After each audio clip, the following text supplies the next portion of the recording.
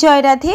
আজকের পাঠ সাক্ষী গোপালের কাহিনী শ্রীচৈতন্য চরিতামৃত মধ্যলীলা খণ্ড শ্লোক ৩৩। ছোট বিপ্র বলে ঠাকুর তুমি মোর সাক্ষী, তোমার সাক্ষী বুলাইম যদি অন্যথা দেখি। এত বলি দুইজনে ঝুলিলা দেশেরে, গুরু বুদ্ধে ছোট বিপ্র বহু সেবা করে। দেশে আসি দুইজনে গেলা নিজ ঘরে, কতদিনে বিপ্র বড় বিপ্র চিন্তিত অন্তরে। তীর্থে বিপ্রে বাক্য দিলু কেমতে সত্য হয়, স্ত্রী পুত্র জাতি বন্ধু জানিবে নিশ্চয়। একদিন নিজ লোক একত্র করিল, তা সবার আগে সব বৃত্তান্ত কহিল। শুনি সব গোষ্ঠী তার করে হাহাকার, রয়েছে বাদ মুখে তুমি না আনিবে আর।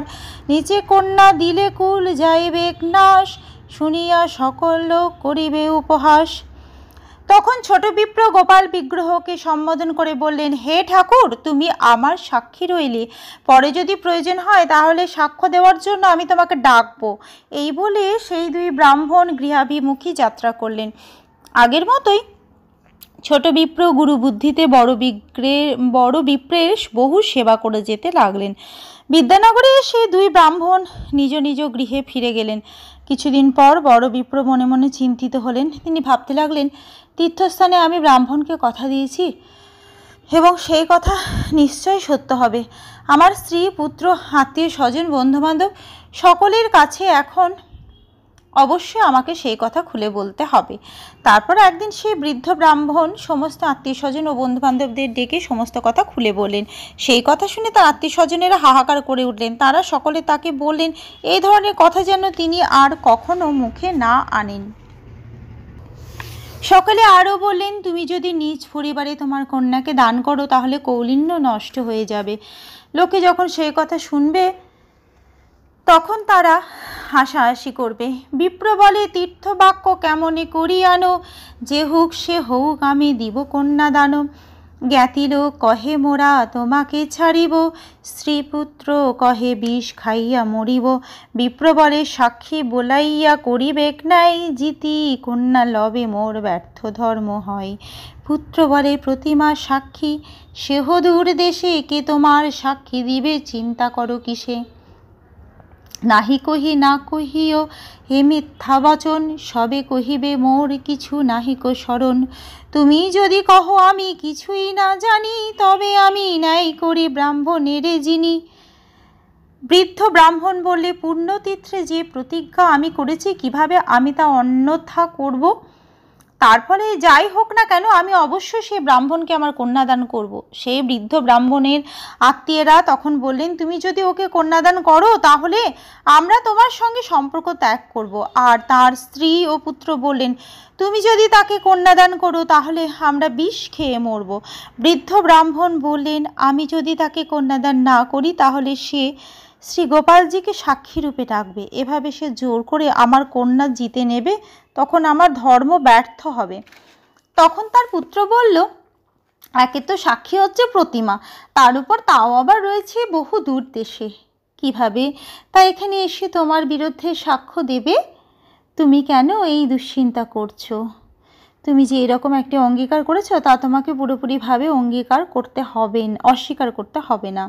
তুমি শুধু বলবে যে তোমার কিছুই মনে নেই। তুমি যদি কেবল বলো আমার কিছু মনে নেই, তাহলে আমি যুক্তিতর্কের দ্বারা সে ব্রাহ্মণকে পরাজিত করব। এত শুনি বিপ্রের চিন্তিত হইল মন, একান্তভাবে চিন্তে বিপ্র গোপাল চরণ। মোর ধর্ম রক্ষা পায় না মরে নিজজন, দুই রক্ষা করো গোপাল লইনু শরণ।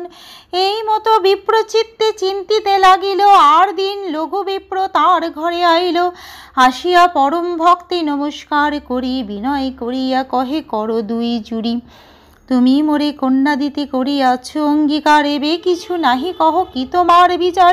এত শুনি সেই বিপ্র রহে মৌন ধরি, তার পুত্র মারিতে আইল হাতে ঠেঙ্গা করি। এই কথা শুনি সেই বৃদ্ধ বিপ্রের মন অত্যন্ত উদ্বিগ্ন হলো। অসহায় হয়ে তিনি একান্তভাবে গোপালের চরণ কমল চিন্তা করতে লাগলেন। সেই বিপ্র প্রার্থনা করলেন, হে গোপাল, আমি তোমার শ্রীপাদপদ্মে শরণ নিলাম, অতএব কৃপা করে আমার ধর্ম রক্ষা করো এবং নিজজনেরা যাতে না মরে তারও ব্যবস্থা করো। পরের দিন যখন সেই বৃদ্ধ ব্রাহ্মণ এই বিষয়ে গভীরভাবে চিন্তা করছিলেন, তখন সেই যুবক ব্রাহ্মণটি তার ঘরে এলেন। ছোট বিপ্রটি তার কাছে এসে পরম ভক্তিভাবে তাকে প্রণতি নিবেদন করলেন। তারপর অত্যন্ত বিনীতভাবে 2 হাত জুড়ে তিনি বললেন, আপনি আমাকে আপনার কন্যাদান করবেন বলে অঙ্গীকার করেছিলেন, কিন্তু এখন আপনি সেই সম্বন্ধে কিছুই বলছেন না। এ বিষয়ে আপনি কি স্থির করেছেন? সেই কথা শুনে বড় বিপ্র চুপ করে রইলেন, আর তার পুত্র একটি লাঠি নিয়ে ছোট বিপ্রকে মারতে এলেন। আজকের পাঠ এই অবধি। ভজ শ্রীকৃষ্ণ চৈতন্য প্রভু নিত্যানন্দ,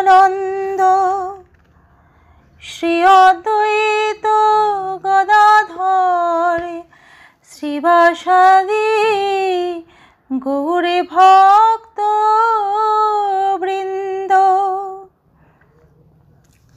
হরে কৃষ্ণ কৃষ্ণ কৃষ্ণ হরে হরে, হরে রাম রাম রাম হরে হরে।